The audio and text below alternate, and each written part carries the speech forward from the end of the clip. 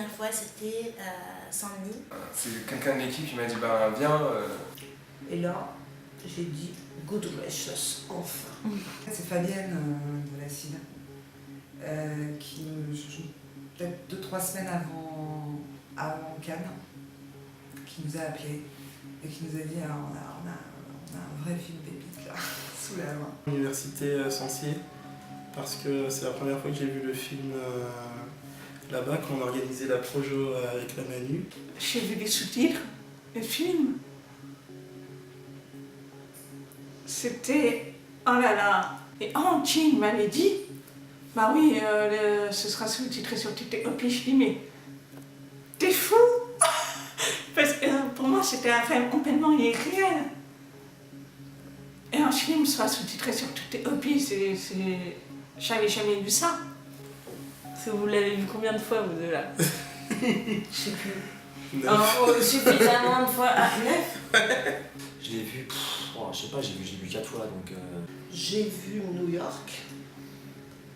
Ça c'était bien, ça j'aurais pas aimé le rater. J'ai vu le cinéma des cinéastes. Le cinéma des cinéastes, je voyais Donoma pour la 2e ou 3e fois. Meilleure projection du monde. Les 10 autres ont été un peu moins exceptionnels qui ont suivi. Mais celle-là vraiment formidable parce que j'ai redécouvert des vannes, c'est-à-dire que les gens à ça ils rigolaient tout le temps, à chaque truc. Voilà, le cinéma des cinéastes, moi j'avais vu 1 ou 2 projets avant qui étaient un peu plus confidentiels, un peu plus à l'arrache. Et là c'est vrai que le cinéma des cinéastes, c'était après Cannes. Ouais, cinéma des cinéastes, parce que j'avais envoyé un groupe d'amis le voir. Et j'aurais posé un lapin, ils m'ont trop insulté. Et mais ils sont quand même allés voir le film, ils ont trop kiffé et ça j'ai adoré. Orex. Ah, en téléchargement illégal. Non, c'est pas vrai.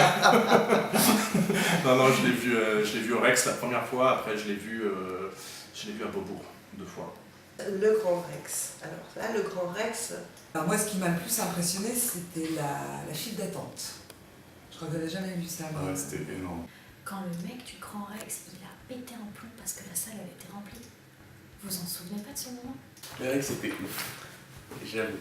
C'est juste énorme, hein. La salle est énorme. Et je me suis dit, les sourds ils vont passer un très bon moment. Tout ce qui s'est passé était extraordinaire. Ce qui s'est passé dehors, la batucada, ça s'appelle comme ça? La Batougada. Nous les sourds, on adore sentir la musique comme ça. Donc c'est juste incroyable. On ne perçoit pas la musique comme vous le percevez. Et avec les tambours et tout, ça faisait des vibrations. Parce qu'alors là, ils sont sur scène, sur la photo. Mais il faut savoir qu'après le film, ça a duré, je sais pas, j'ai l'impression des heures. Même après le film, ça continuait encore en fait. L'esprit de Donoma était toujours là, les gens étaient hyper contents. Non, franchement, c'était lourd. Marseille.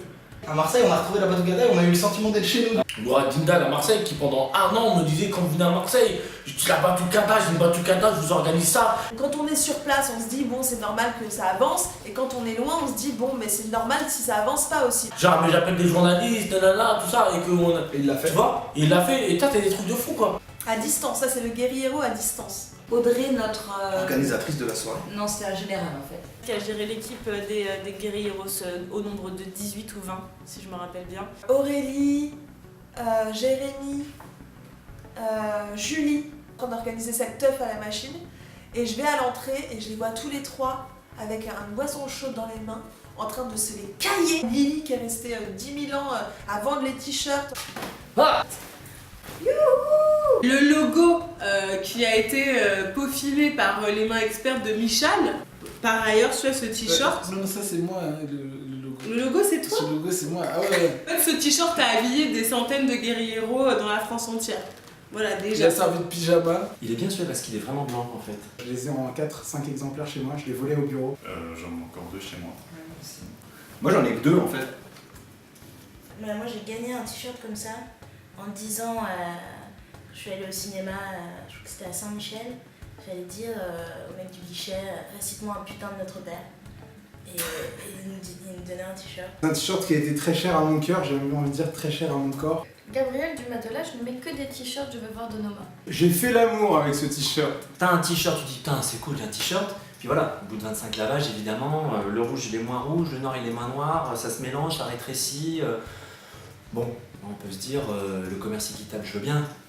Mais là, à un moment donné, il faut la qualité, quoi. Les gars, faut cranter, tu vois. Dès qu'on avait vu Donoma, qu'on voulait voir Donoma, on posait avec ça. Et après, on s'en servait comme photo de profil sur Internet pour faire du buzz. C'est pas la première fois que je le voyais. En fait, j'ai porté cette pancarte avant d'avoir vu le film. Ça veut dire que on m'a fait porter cette pancarte, on m'a fait dire que c'était génial et tout. Alors j'étais là, ça me faisait marrer. Et une photo où tu me vois avec une chemise rouge, c'est pas celle-ci. C'est pas celle-là? Ah si, c'est celle-ci. C'est celle-là. Allez, on est photographié avec ça. Donc ça, c'est moi en fait. Et là, j'avais pas encore vu Donoma, je crois que c'est pour ça que je soulève le sourcil. Je dis, mais putain, mais où est-ce que je suis? Tourne Donoma. Ouais.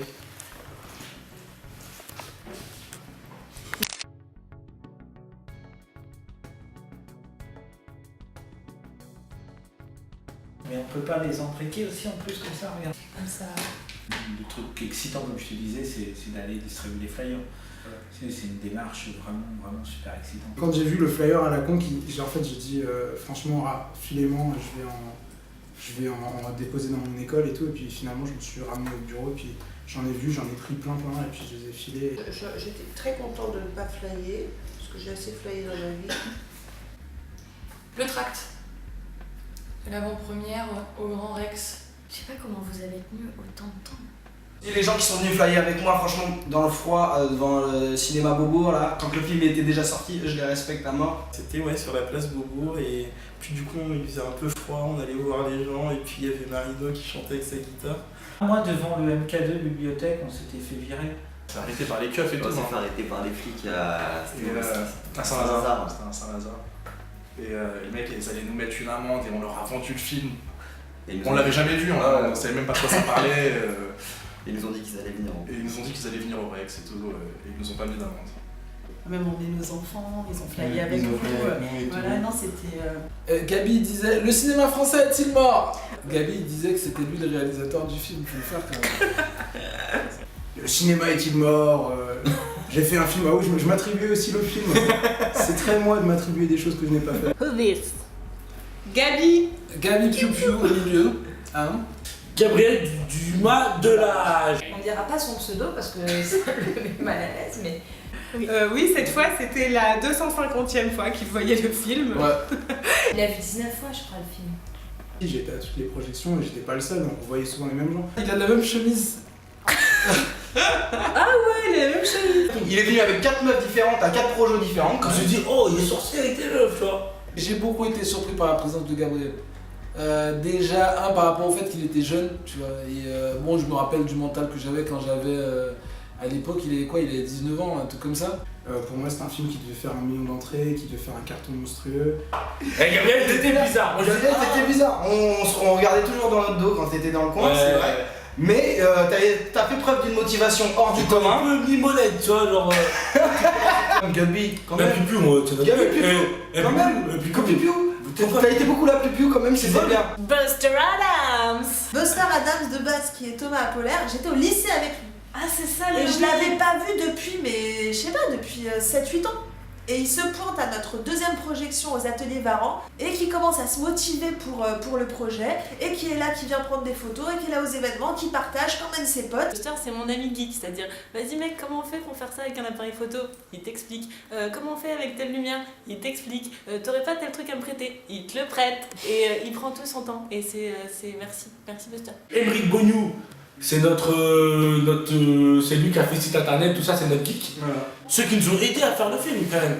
Tu vois, je me rappelle de Hélène qui nous a prêté son appart avec le chat, de Jérôme qui nous a débrouillé, qui est parti parler avec les gens dans le quartier, etc. et tout, c'était un truc de dingue. La qualité d'un guerriero, je dirais avant tout la curiosité. La réactivité dans le sens pas hésiter à se déplacer parce qu'on est curieux, parce qu'il y a une idée qui nous excite, qui nous intrigue, à pouvoir se déplacer d'un coup d'un seul et mettre son énergie au profit de quelque chose. C'est un ouf. Je dirais que ce serait un enthousiasme à toute épreuve. C'est la base du guerriero, c'est l'enthousiasme. De toute façon. Un truc qui te pousse à faire des choses que t'es pas obligé de faire. Faut être fun. Voilà. Faut pas se juger, faut pas se prendre la tête. Faut y aller. Et faut avoir envie de bouger un peu les choses, de changer un peu les choses tout en s'amusant. Il faut qu'il ait du talent. S'il n'y a pas de talent, c'est pas la peine de faire des guerres. Ni des guérillas, il a qu'à faire autre chose. De pouvoir se mobiliser pour une œuvre d'art. Faut être utopique quand même. Faut se dire, putain, bah si vraiment on y va, ça peut marcher. Après, c'est pas un travail, c'est pas un CDI, hein. Tu peux pas faire ça tout le temps, moi je te le dis. Hein. La créativité pour l'indépendance. T'as des soirées, t'as des amis et t'as toujours vécu avant de voir ce truc, mais là d'un coup tu vois un peu moins tes potes. Il faut aussi ne pas aimer beaucoup dormir et il faut être prêt à manger du KFC. Être un bon guérilla, c'est savoir donner, aimer, partager. Pour moi, c'est être motivé. De faire découvrir aux gens quelque chose de complètement inédit. Quoi. J'ai l'impression que c'était la pointe du cinéma, un nouveau souffle. Quoi. Je dirais la passion. J'ai vraiment l'impression que toute l'équipe était animée par la passion. Envie de faire quelque chose ensemble. Et franchement, moi je suis content de faire partie de cette histoire-là, je trouve. Ouais. Ça m'aurait fait chier, franchement, ça m'aurait fait chier de pas faire partie de cette histoire-là. Une des plus belles rencontres. C'est Bruno Bouchard. Ah, Bruno Bouchard, le film qui en est devenu fou et qui est encore dedans. Il est encore dans la détermination du film, il a une énergie qui rend humble. Il m'avait envoyé un message et c'est la seule fois où c'est arrivé où il avait l'air tellement déterminé que j'ai dit bon bah vas-y je vais le rencontrer ce mec. Et j'ai pris le train et je suis parti à Vierzon le rencontrer quoi. Non, Bruno, la tournée qu'il avait organisée, c'était énorme à Tours. Ah ouais. On avait passé une tournée de fou. 2 tournées organisées même. De temps en temps on reçoit un coup de fil de Bruno qui organise une mini tournée de Dodoma quoi. Donc effectivement c'est rencontre de ouf. Moi je de toute façon le cinéma c'est vraiment comme de la politique. C'est des vraies convictions. C'est nécessaire. Pour moi je dirais que la guérilla ça se résumerait à croire en chaque chose que tu fais dans le sens de ta lutte ou de ton projet, même les plus infimes. Changement. Beaucoup de taf, fait dans un désordre ordonné. Liberté. Les guérilleros, en fait, ils réussissent presque jamais, je pense, au sens politique. Révolution. Faire sans attendre, faire librement. Se battre pour ses convictions, trouver des moyens détournés de faire ce qu'on veut. C'est vraiment un engagement. Quoi. Bon, Che Guevara, je l'adorais, on a tous son portrait, mais enfin bon, ça a été quand même une vie terrible, terrible. Et donc du coup ouais, la guérilla c'est vraiment ça quoi, c'est le côté où tu te dis ouais bon j'ai aucune chance d'y arriver mais tu sais quoi, je vais vendre chèrement ma peau et en fait tu te rends compte que peut-être que je vais peut-être que je peux tirer mon épingle du jeu, donc c'est cool, c'est ça la guérilla pour moi. Tu dois venir à la soirée de Noma Guérilla is Over parce que toutes les belles histoires d'une fin. Pour boucler la boucle en beauté, avec toute l'équipe. Le projet est aujourd'hui là où il est grâce à toi. Donc il faut que tu viennes. Il faut qu'on puisse te serrer la main et te dire man ou mademoiselle, merci beaucoup pour le soutien que tu as donné à Donnoma. Tu t'es battu. T'as tout donné. Et c'est le moment, tu vois, bon, va y avoir... il va y avoir des gens, des hommes, des femmes, des vieux, des jeunes, des enfants. Des gens qui se sont battus, des gens qui se sont pas trop battus. Il faut que tu viennes à cette soirée parce que j'y serai. Il y aura des femmes dans des gâteaux, des femmes toutes nues. Faut que tu viennes à cette soirée parce que mec, ouais, c'est la famille. Voilà, super. Faut que tu viennes à cette soirée parce qu'on va se la coller. Ouais. Viens à cette soirée parce qu'après c'est Kuba il sera marié. Ouais, c'est vrai. Au revoir, Donnoma Guérilla. Réincarne-toi.